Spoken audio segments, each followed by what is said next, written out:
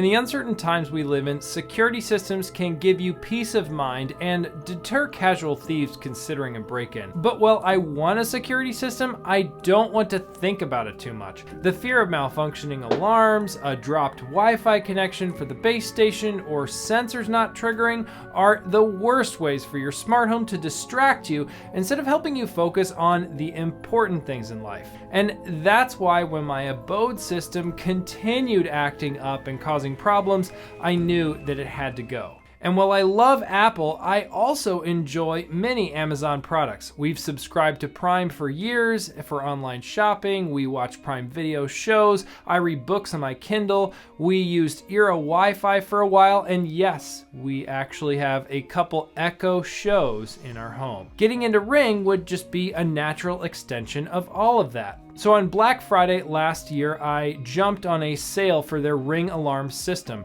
I chose the Ring Alarm instead of the Ring Alarm Pro. Ring Alarm Pro comes with Eero Wi-Fi built in, which is really cool, but I want more flexibility in my Wi-Fi system, like using the Ubiquiti Unify system that I use now. But that said, if you do use Eero for your Wi-Fi and you're considering Ring, look at the Ring Alarm Pro, and more on that in a minute. Setup for my system was very straightforward. I just went through and installed the base station, the door sensors, and the keypad. I put the keypad in my insulated garage, and it survived one Illinois winter out there. And with the keypad, you have the option to use it on battery or constantly plugged in, which I think is a nice touch. The package I purchased also has a water leak sensor and a sensor to hear when smoke alarms or similar alarms are going off in your home. I use Nest Protects around my home, but I bet this Ring sensor could be a great way to be alerted about those alarms if you don't have smart smoke detectors.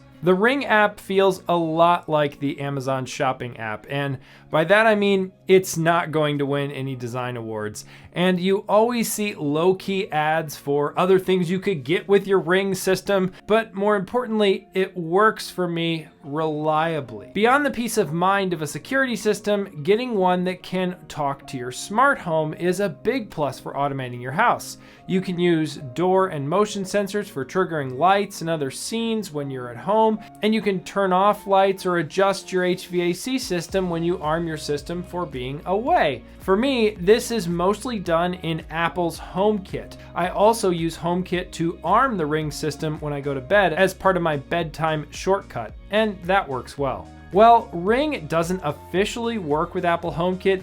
You can integrate your Ring system with HomeKit via a Homebridge plugin. Homebridge is an open source Node.js package that runs on a Raspberry Pi or anywhere else you can run Node. It unofficially integrates all kinds of products like the Ring security systems with Apple HomeKit. If running software on a Raspberry Pi sounds intimidating or time-consuming, I would recommend checking out Hoob's Homebridge out of the box. It takes care of all of this for you and makes it just super easy to use Homebridge. To use the Ring system with Homebridge, you need to use the terminal on your Homebridge box to generate a refresh token. This is a unique bit of text to sign into Ring instead of storing your username and password on the Homebridge device. This might sound intimidating, but you just have to get this one command from the GitHub page, and I'll also put it in the description below. The terminal will then ask you for your username, password, and your two-factor code, provided you have that set up, which you should. I had an issue where changing my email address on my account actually invalidated this token, and I had to change it. So if you suddenly see things not working in HomeKit, check out your local Homebridge or Hoob's web dashboard on your home network. My Ring package came with a Ring indoor camera. This is like mini indoor cameras and nothing remarkable, but you can also see a live feed of the cameras like this inside of Apple HomeKit. We have our Ring camera only turn on when the alarm is in away mode, and in that case, Homebridge sends a video unavailable image to HomeKit for that camera when I'm home. Personally, I'm not really attracted to Ring for video, as I have other options like Apple's HomeKit Secure Video or Ubiquiti Unify Protect that I'm happy with. But Ring does have a lot of solid options for cameras if you want to. One of the advantages of sticking with Ring for security and video is how it all ties together in the Ring Protect plans. For $20 a month, you get professional monitoring from Ring, meaning they have people on call 24/7 who will contact your local police or fire department for issues at your home if you don't respond or deal with them in a certain amount of time.